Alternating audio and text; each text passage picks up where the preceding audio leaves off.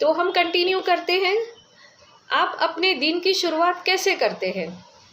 आप जागने के बाद सुबह में पहली कौन सी बात कहते हैं? हमारे पास कुछ ना कुछ बात होती है, क्योंकि हम लगभग प्रतिदिन कुछ ना कुछ कहते हैं। वह सकारात्मक होता है या नकारात्मक?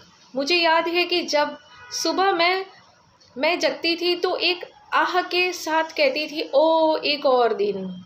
और फिर मेरा दिन वैसा ही गुजरता था, एक के बाद एक गलत होता था। जब मैं जागती थी तो अपनी आंखें खोलने से पहले मैं अच्छी नींद के लिए बिस्तर का धन्यवाद देती हूँ। आखिरकार हमने एक साथ आराम करते हुए पूरी रात गुजारी है। फिर बंद आँख के साथ ही मैं लगभग 10 मिनट तक अपने जीवन की सभी अच्छी चीज़ों के लिए धन्यवाद देती हूँ। मैं थोड़ा सा दिन का अपने जीवन के सभी अच्छी धन्यवाद देती हूँ। मैं थोड़ा सा दिन का कार्यक्रम बनाती हूँ और सोचती हूँ कि सब कुछ अच्छा होगा और मैं इसका पूरा आनंद उठाऊंगी। बिस्तर से उठने और सुबह का ध्यान या प्रार्थनाओं से पहले मैं यह करती हूँ। नेक्स्ट है ध्यान। प्रत्येक दिन मौन होकर ध्यान में बैठने के लिए कुछ समय निकालें। यदि ध्यान आपके लिए नई बात है तो 5 मिनट से शुरू करें। चुपचाप बैठे अपनी श्वास पर ध्यान केंद्रित कर दें और विचारों को आराम से अपने मन मस्तिष्क से निकलने दें। उन्हें कई महत्व न दें और वे आगे चले जाएंगे। मन मस्तिष्क का काम है सोचना, इसीलिए विचारों से छुटकारा पाने का प्रयास न करें। ध्यान करने के लिए पता करने के लिए आप बहुत सी कक्षाओं और पुस्तकों का सहारा ले सकते हैं। चाहे आप कैसे भी और कभी भी शुरू करें, अंत में आप अपने लिए बेहतरीन विधि खोज लेंगे। मैं आमतौर पर बस चुपचाप बैठती हूँ और पूछती हूँ, मैं क्या जानना चाहती हूँ। मैं उत्तर आने देती हूँ, यदि वो चाहे, यदि न चाहे तो मैं जानती हूँ कि वो उत्तर मुझे बाद में मिल जाएगा। ध्यान करने का कोई सही या गलत तरीका नहीं है। ध्यान का एक और रूप है चुपचाप बैठकर अपनी सांसों पर ध्यान देना और वह शरीर में कैसे जाती आती है। जब आप सांस लेते हैं तो 1 गिने और सांस को छोड़ें तो 2 गिने। गिनती जारी रखें जब तक कि आप 10 पर पहुंच जाते हैं। फिर से 1 शुरू करें। यदि आपको लगता है कि आपकी गिनती आपको 25 के आसपास ले गई है तो फिर से 1 पर वापस आ जाए। एक ग्राहक थी जो मुझे काफ़ी बुद्धिमान और तेज़ लगती थी। उसका मस्तिष्क असाधारण रूप से चतुर व तेज़ था और वह काफ़ी विनोदाप्रिय थी। फिर भी वह सहज नहीं हो पाती थी। उसका वजन अधिक था। वह टूटी हुई, अपने करियर में कुंठित और कई वर्षों तक अपने जीवन में रोमांच से वंचित थी। वह सभी गूढ़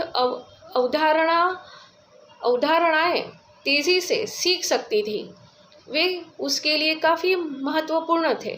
फिर भी वह अधिक चतुर, अधिक तेज़ थी।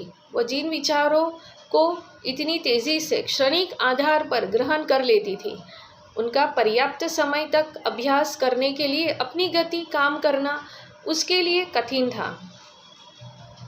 दैनिक कार्य में उसकी काफ़ी मदद की। हमने सिर्फ 5 मिनट प्रतिदिन शुरू किया और धीरे धीरे 15-20 मिनट तक पहुँची।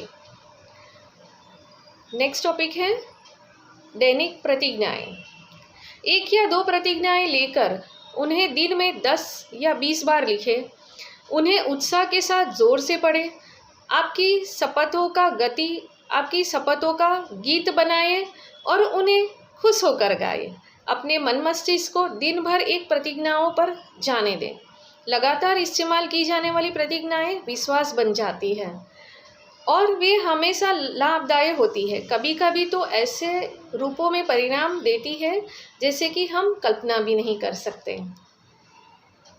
मेरा एक विश्वास यह है कि मेरे हमेशा अपने मकान मालिक के साथ अच्छे रिश्ते रहे। न्यूयॉर्क सिटी में मेरा पिछला मकान मालिक एक ऐसा व्यक्ति था जो अत्यंत सख्त माना जाता था और सभी किराएदार उसकी शिकायत करते थे।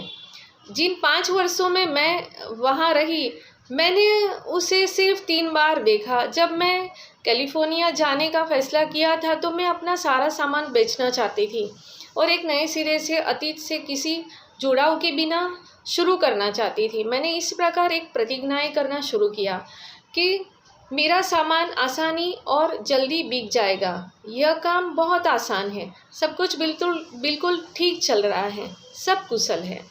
मैंने इस बारे में नहीं सोचा था कि चीज़ों को बेचना कितना मुश्किल होगा, या आखिरी कुछ रातों में मैं कहाँ सोऊंगी, या कोई भी ऐसा नकारात्मक विचार। मैंने बस अपनी प्रतिज्ञाएं जारी रखी। मेरे ग्राहक और विद्यार्थियों ने तुरंत सारा छोटा मोटा सामान और अधिकांश पुस्तकें खरीद ली। मैंने अपने मकान मालिक को पत्र लिखा कि मैं अपने लाज का नवीनीकरण नहीं करूंगी, और मुझे आश्चर्य हुआ जब उसने मुझे फ़ोन करके मेरे जाने पर निराशा व्यक्त की। उसके कैलिफोर्निया में मेरे नए मकान मालिक को सिफारिश पत्र लिखने का भी प्रस्ताव किया और पूछा कि क्या वह आपका फर्नीचर खरीद सकता है, क्योंकि उसके वह अपार्टमेंट में सुसज्जित करके किराए पर लगाने का फैसला किया है।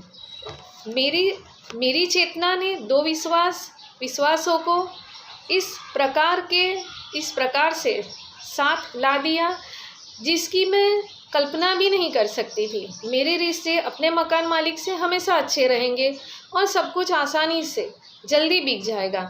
दूसरे किराएदार हैरान थे कि मैं अंत तक एक आरामदेह सुसज्जित अपार्टमेंट में अपने बिस्तर पर ही सोती रही, और साथ ही मुझे उसके लिए पैसे भी मिले।